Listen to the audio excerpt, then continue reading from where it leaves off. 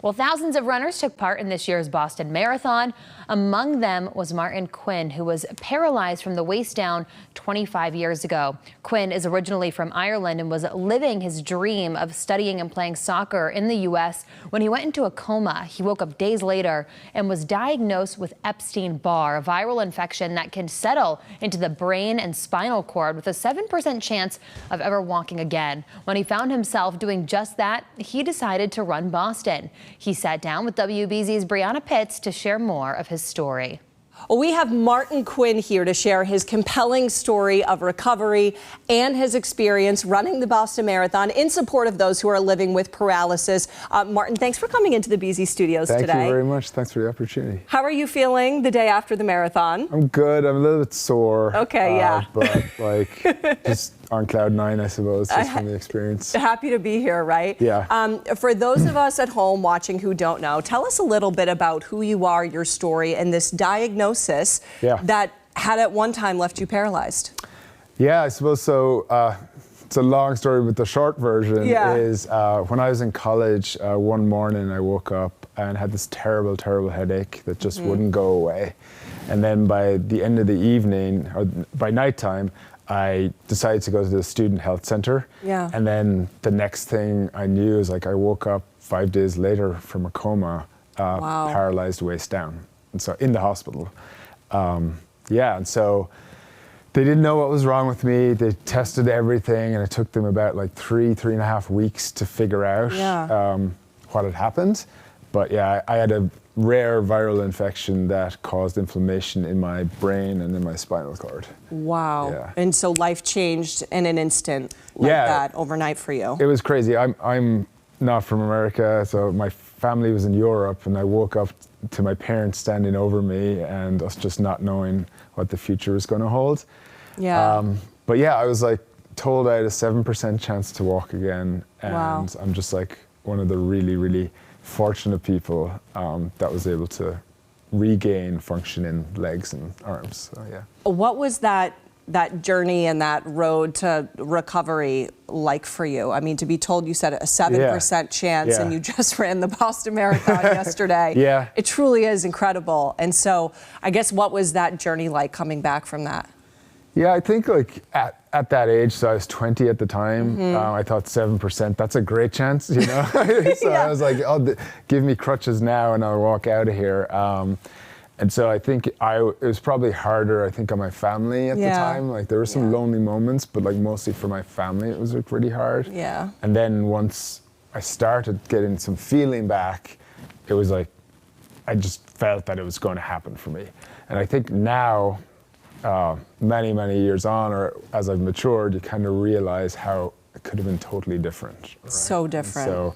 And that's when you start thinking about people that are not as fortunate as you.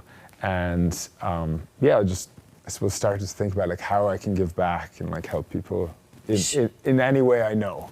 Sure, that was my next question for you. You know, how did that experience of even you temporarily being paralyzed, you were already thinking once you could walk again, okay, how am I gonna make someone else's life better? How can I make a difference and give back? And so kind of talk about Team Reeve and the work that you do with them. Yeah, so I only got like a really, really small glimpse of the lives that people have to live on a daily basis, right? Like not like things from like even worrying about like how do I like sit up, how do I go to the bathroom, how do I dress myself, not being able to live by yourself, right? And so I got like a really, really small glimpse into that. And so nowadays, I suppose I then see everything in a little bit of a different light, how like they're living lives that like are in a world that's not made for them, right? And so I think the Christopher and Dana Reeve Foundation, their mission is twofold. One is today's care, so to help people and their families that live with paralysis, spinal cord injury, or paralysis through stroke or any kind of way, live their lives today. And then the second part of the mission is to find a cure for paralysis. And so we at Team Reeve, that's like the fundraising arm, or like the athletic fundraising arm, I suppose, for the Christopher and Dana Reeve Foundation, we seek to raise as many funds as possible to fund that research to be able to help these people in the future. You're so incredible, the work that you're doing and that Team Reeve is doing. You know, you're sitting here, you got the medal around your neck. That must feel really good. What was it like running for you yesterday? What was the experience like? Yeah, so it was, this is actually my second Boston Marathon. Okay. So, and it was totally different, right? Yeah. Because I think the first time I ran it, it was like all about myself, to be honest, and like, you know, qualified and like, I need this time, and I barely remember most of it, right? Sure. But yesterday I made a real effort to just soak it all in, like enjoy the crowd. A lot of people had seen the Bank of America advertising that I was fortunate to be part of, and so they were shouting out, and so just, I don't know, just a whole day of gratitude and inspiration, and then also seeing like the other runners out there. So I just took it in a lot more than I did last time.